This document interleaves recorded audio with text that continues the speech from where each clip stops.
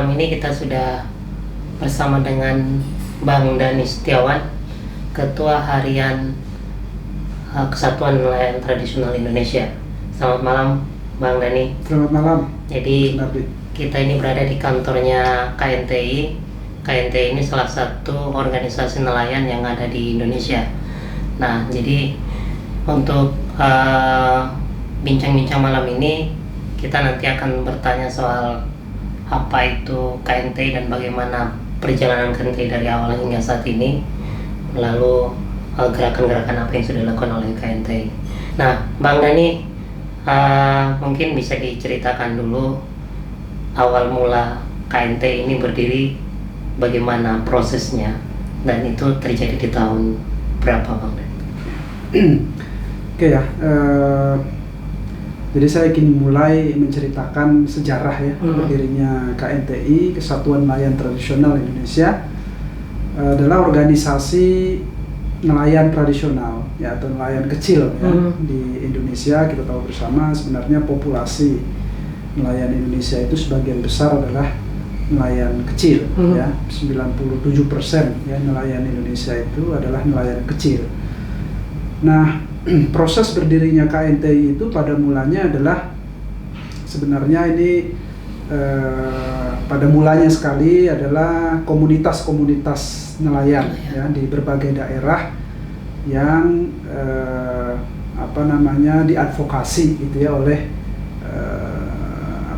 organisasi-organisasi lingkungan, LSM lingkungan yang memiliki kepedulian atau concern terhadap advokasi gerakan pesisir ya, dan kelautan di Indonesia.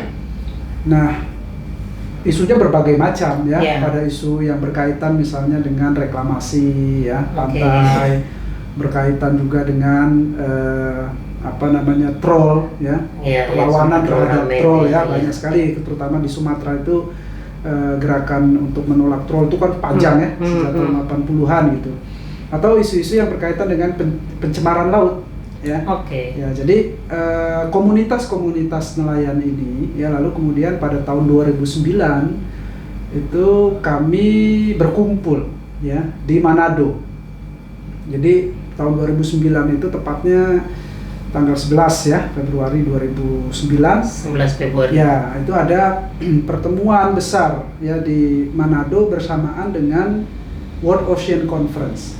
Ya, World Ocean Conference berkumpul berbagai negara di dunia untuk mendiskusikan satu kebijakan melakukan konservasi terumbu karang. Saat itu ada istilahnya Triangle Initiative ya, di dalam World Ocean Conference. Nah, kami sebenarnya komunitas-komunitas nelayan waktu itu berangkat ya ke Manado untuk mendiskusikan sejauh mana sebenarnya kebijakan kelautan dan perikanan khususnya di wilayah pesisir itu memiliki dampak besar bagi kehidupan mereka, seperti yang tadi saya ceritakan ya.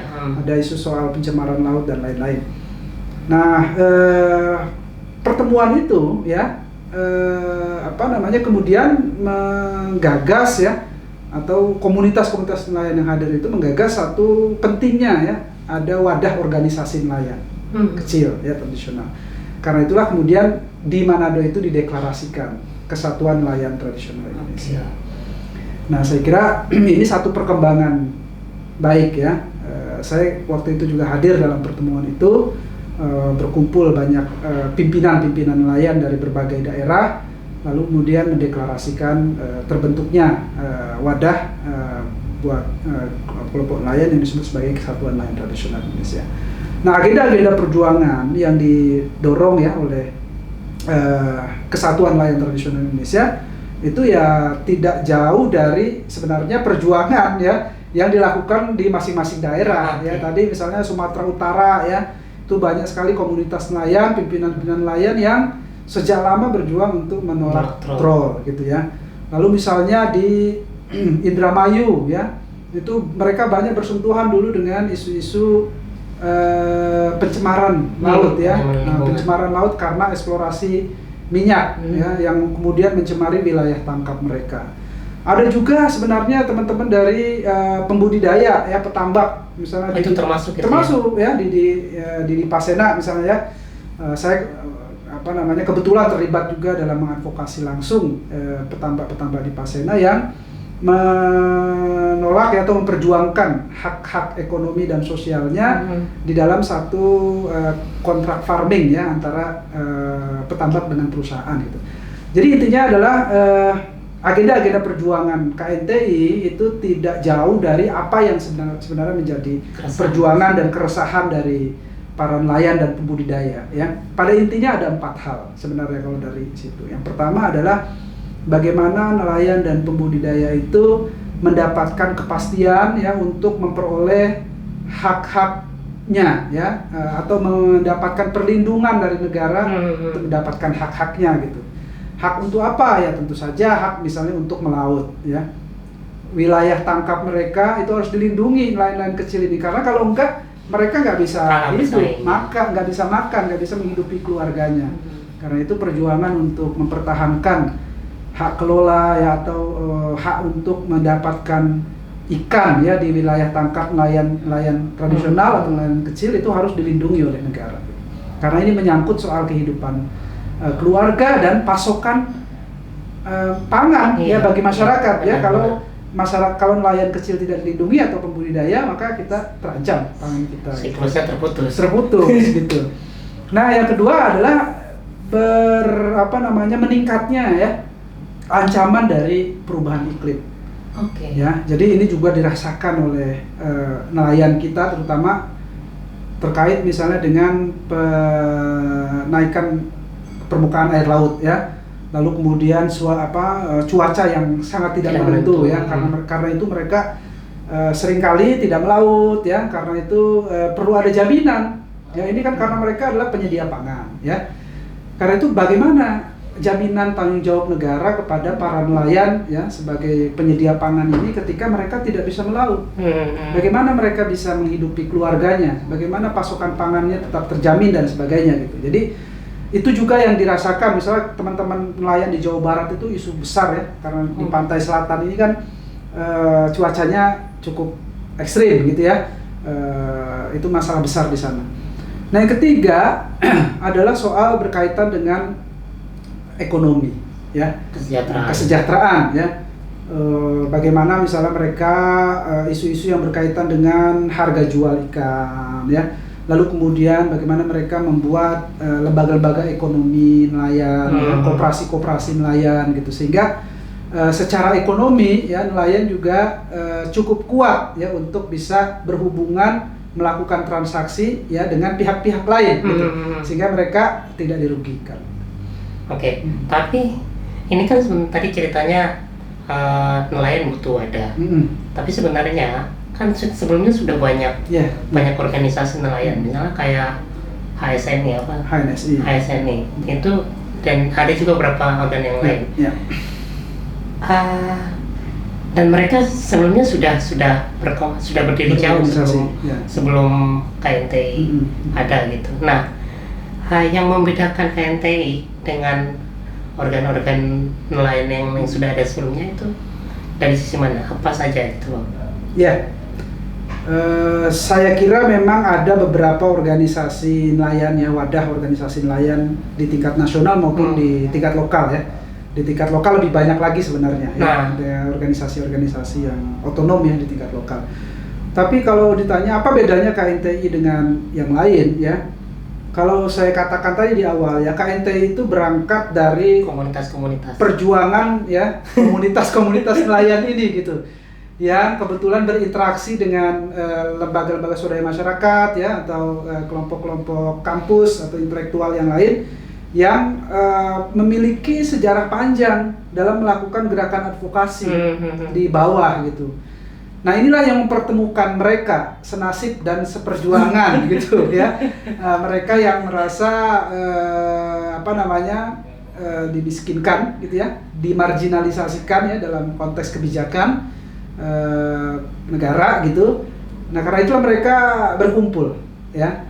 Jadi memang relatif anggota KNTI itu tadi ya, mereka kelompok-kelompok yang tadi itu ya punya sejarah panjang berjuang gitu ya di bawah. Atau jangan-jangan organ lain tidak sampai ke mereka untuk memperjuangkan aspirasi mereka? Ya, saya tidak ingin mengatakan bahwa mereka tidak terwadahi atau aspirasinya tidak bisa diperjuangkan ya. Saya kira dinamika itu terjadi di beberapa lokasi ya.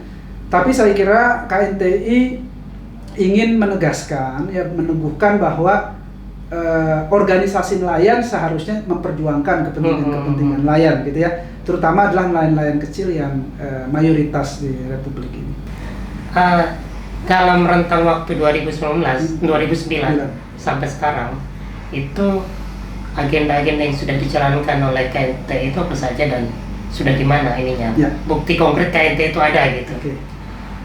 Ya kurang lebih sekarang sebenarnya sejak 2009 ya, kami ada sekurangnya ada di 25 kabupaten dan kota ya di Indonesia. Ya dari mulai Aceh, ya Aceh kita sudah punya struktur provinsi ya. Juga beberapa kabupaten ya yang ada struktur KNTI di Provinsi Aceh, ada di Sumatera Utara, ada di Lampung ya. Ada di Kepulauan Riau ya, di Sumatera. Lalu juga ada di Bengkulu gitu. Di Jawa saya kira semua provinsi sudah ada ya, di Jawa Barat, Jawa Tengah, Jawa Timur, Kalimantan, Pulau Kalimantan dan Sulawesi gitu. Nah, intinya kami tetap, karena mandat organisasinya adalah memperbesar ya, memperbesar organisasi nelayan ini, sehingga semakin besar organisasi ini, asumsinya kita bisa punya daya tawar ya. Karena kalau berjuang sendiri-sendiri ya daya tawarnya lemah gitu ya. Kalau dia diwadahi dalam satu organisasi, saya kira daya tawarnya akan lebih besar ya, dan perjuangan untuk bisa mendapatkan memenuhi atau kepentingan nelayan itu bisa lebih besar peluangnya ya. Nah, apa yang sudah dilakukan ya, saya kira selain tadi pembangunan dan penguatan organisasi, pendidikan kepada para anggota ya, saya kira KNTI terlibat aktif ya dalam konteks advokasi ya, di level nasional maupun internasional ya. Di level nasional ya tentu tadi yang menjadi mandat ya, melakukan advokasi kepada nelayan-nelayan kecil yang terkena dampak dari kebijakan reklamasi misalnya gitu ya, atau misalnya melanjutkan tadi perjuangan teman-teman yang masih nelayan kecil itu terancam oleh maraknya aktivitas troll yang sesungguhnya sudah dilarang sejak tahun 80-an gitu.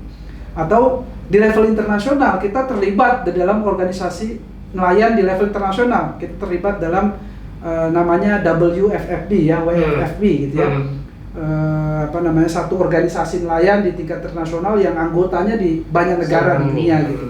Jadi itu untuk memberikan satu solidaritas juga kepada perjuangan-perjuangan yang dilakukan oleh nelayan kecil ya di banyak negara, baik pembudidaya gitu ya.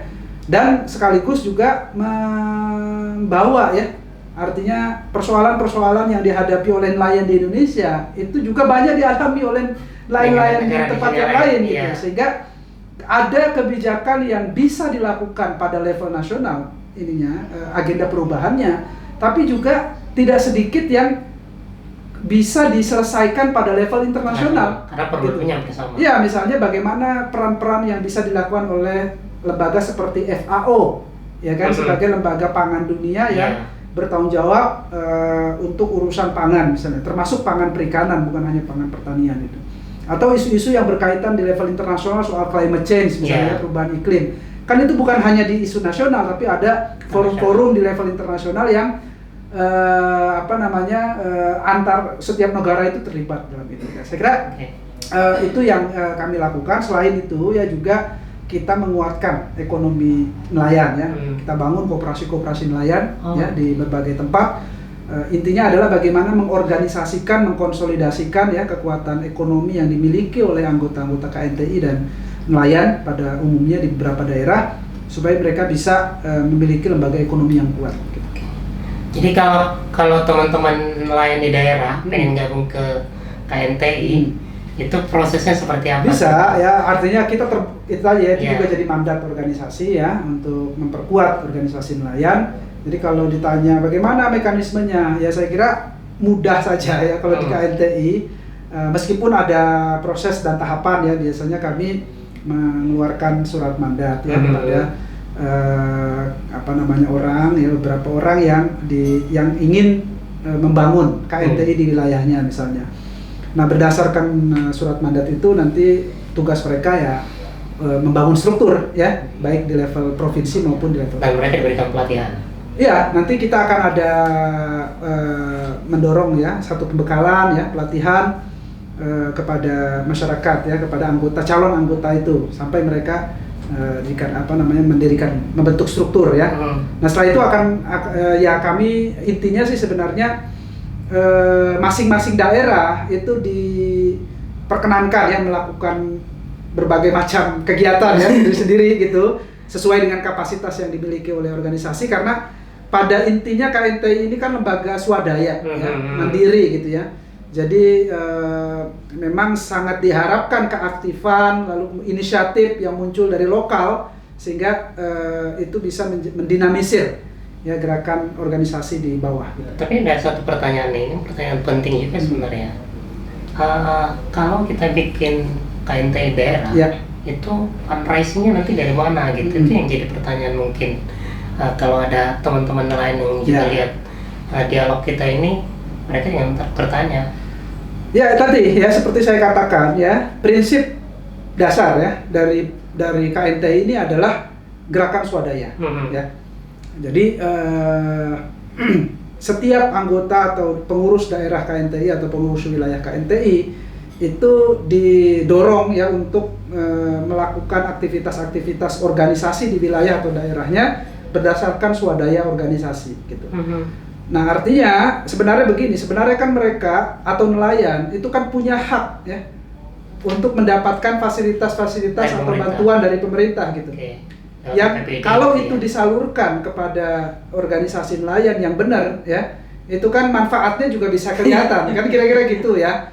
Nah, jadi itulah manfaatnya organisasi sebenarnya ya, bagaimana mereka bisa mendialogkan, mendiskusikan kepada para pihak ya, termasuk pemerintah misalnya, agar program atau kegiatan yang dilakukan yang dimiliki oleh pemerintah itu benar-benar bisa dirasakan langsung manfaatnya bagi nelayan gitu.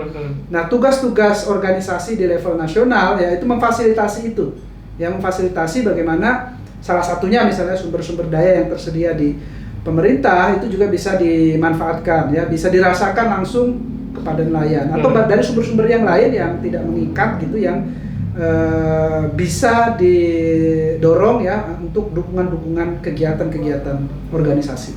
Nah, jadi teman-teman nelayan yang melihat dialog kita ini, jadi saya kira juga butuh satu wadah ya, buat satu wadah organisasi yang bisa menyalurkan aspirasi perjuangan, sehingga nanti ketika ada hambatan-hambatan di lapangan betul, gitu, penting, itu bisa diadvokasi bersama. Di sini pentingnya setelah lembaga seperti KNTI, dan harapan kita teman-teman lain juga bisa ikut